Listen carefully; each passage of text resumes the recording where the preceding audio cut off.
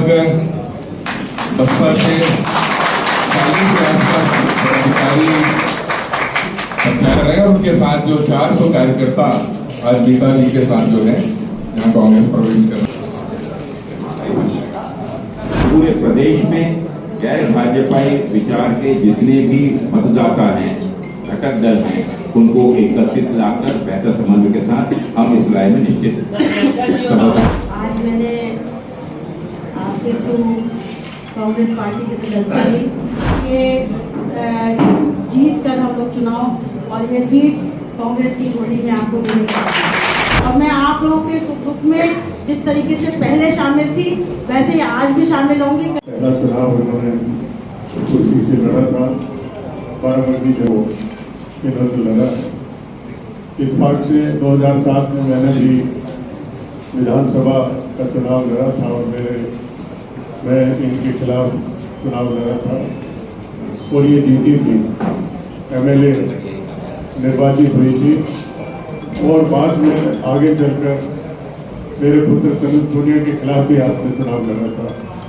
आज इन सबको छोड़ते हुए बाराबंकी में कांग्रेस पार्टी में सम्मिलित हो रही। हमें इनके आने से बड़ी ताकत मिलेगी। ये अपने साथ सैकड़ों हमारे बहुजन समाज पार्टी के कार्यकर्ता, पदाधिकारी, प्रधान और अनेक महत्वपूर्ण व्यक्ति को ज्वाइन कर रहे हैं। कुछ लोग यहाँ पर नहीं आए हैं, वो सीधे बाराबंकी में प्रेस कॉन्फ्रेंस रखी 12 बजे, तो वो लोग वहाँ पहुँचेंगे। तो मुख्य रूप से बाराबंकी में कांग्रेस पार्टी को काफ़ी मजबूती होगी और उत्तर प्रदेश में भी जो सामाजिक न्याय का अभियान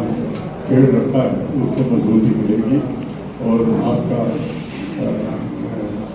अनुरोध गांधी जी से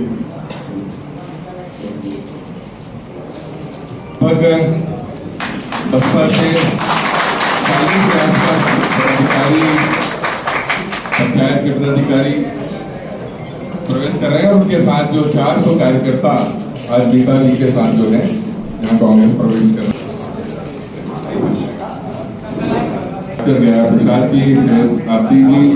धनी राम निर्धर जी, जयरूर रहमान जी, मोहन शकीर जी, ऐसे लगभग 40 पदाधिकारी हैं और 400 कार्यकर्ता जो प्रवेश कर रहे हैं।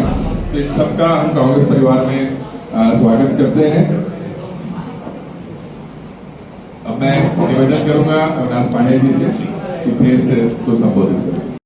सुबह का ये जो कार्यक्रम है जहाँ पर हम सब लोग के लिए बहुत ही खुशी की बात है कि हमारी आदरणीय बहन हमारी मीता गौतम जी आज कांग्रेस परिवार में प्रवेश कर रही है।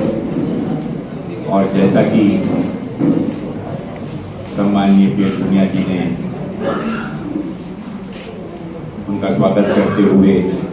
उनके बारे में बताया कि राजनीतिक रूप से बहुत ही अनुभवी, समाज सेवा और अपने कार्यों से विशेष रूप से बाराबंकी जो भी उनका कार्य क्षेत्र रहा वहाँ पे प्रभावी रूप से वर्षों से लोगों की सेवा करते हुए और अपने राजनीतिक विचारों के साथ लोगों की प्रवेश बैठक में विशेष रूप से पीएम पुनिया जी, बहन कविता गौतम जी, आदरणीय राजेश तिवारी जी, यहाँ उपस्थित नसरुद्दीन साहब, डॉक्टर त्रिपाठी जी, हमारे प्रदेश कांग्रेस कमेटी के उपाध्यक्ष भाई दिनेश सिंह जी, हमारे मीडिया के प्रमुख मनीष जी, उपस्थित प्रदेश कांग्रेस कमेटी के सभी मेरे सम्मानीय पदाधिकारीगण, नईम सिद्दीकी साहब, नईम सिद्दीकी जी हमारे बहुत ही वरिष्ठ नेता, साथ में स्वागत करता हूँ चौहान जी का जिन्होंने आज कांग्रेस परिवार में प्रवेश किया। उपस्थित मेरे सभी साथी, जैसा कि आप सब जानते हैं कि आज देश की वर्तमान राजनीतिक परिस्थितियों को देखते हुए और विशेष रूप से माननीय राहुल गांधी जी के पिछले दिनों भारत जोड़ो यात्रा, जिसने एक आंदोलन का स्वरूप पूरे देश में लेते हुए देश की राजनीति को एक नई सोच, एक नए विचार करने के लिए मजबूर किया, उसे मद्देनजर रखते हुए हम सब स्वागत करते हैं हमारी बहन गौतम जी का कि आज लोकसभा के इस पावन पर्व पे, जबकि पूरे देश में एक लोकसभा का महापर्व चल रहा है चुनावों का, उस चुनावी पर्व में उन्होंने कांग्रेस परिवार, कांग्रेस के उम्मीदवार और गठबंधन के उम्मीदवार पुनिया जी को मदद करने का जाहिर रूप से और पार्टी में प्रवेश कर इसकी विचारधारा के साथ कार्य करने की जो उन्होंने अपनी राय व्यक्त की, उसके लिए मैं उनका स्वागत करता हूं और उनसे निवेदन करूंगा कि उनके इस प्रवेश पर वे दो शब्द कहकर इस सदस्यता को स्वीकार करें। और हमारी कोशिश यह है कि इस गठबंधन जिस उद्देश्य से बना है, उस उद्देश्य की पूर्ति के लिए और हर स्तर पर, राष्ट्रीय स्तर पर जो समन्वय हुआ है, राष्ट्रीय स्तर पर गठबंधन का जो आपस में समझौता हुआ है, उसको हमने बहुत ही बखूबी और कुशलतापूर्वक राज्य स्तर पर हमने वो समन्वय स्थापित किया और इसी समन्वय को लोकसभा स्तर पर, हर विधानसभा स्तर पर, हर ब्लॉक स्तर पर और न्याय पंचायत से लेकर बूथ स्तर तक इस समन्वय को बेहतर तरीके से स्थापित करने के लिए एक संकल्प लेके हमने ये यात्रा शुरू की है। और आज तक के 28 लोकसभा मैं पूरा कर चुका हूँ। कार्यकर्ताओं में उत्साह है। जाने के बाद में जो छोटी मोटी उनमें आपस में समझौते में अगर कोई कमी होती है, उसमें निश्चित रूप से हमें फायदा मिला है।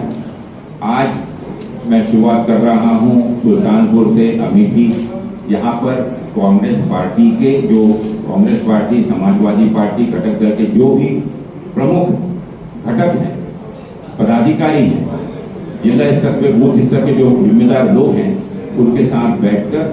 समन्वय और कैसे बेहतर हो सकता है और किस प्रकार से हम गठबंधन के उम्मीदवार की जीत को सुनिश्चित कर सकते हैं, उन उद्देश्यों को लेकर मैं निकला हूँ। एक बहुत सफलतम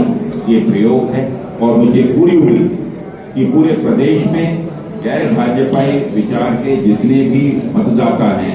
घटक दल हैं, उनको एकत्रित लाकर बेहतर समन्वय के साथ हम इस लड़ाई में निश्चित सफलता। सबसे पहले मैं आप सभी लोगों का बहुत बहुत धन्यवाद अदा करना चाहती हूँ, क्योंकि आज मैंने आपके थ्रू कांग्रेस पार्टी की सदस्यता ली। माननीय हमारे जो अगुवाकार हैं अविनाश पांडे जी, माननीय पूर्व सांसद पीएल पुनिया साहब, माननीय हमारे पूर्व मंत्री सिद्दीकी साहब, नसीरुद्दीन सिद्दीकी साहब और नईम सिद्दीकी साहब, फैज अब्बासी जी, राजेश तिवारी जी और सभी ये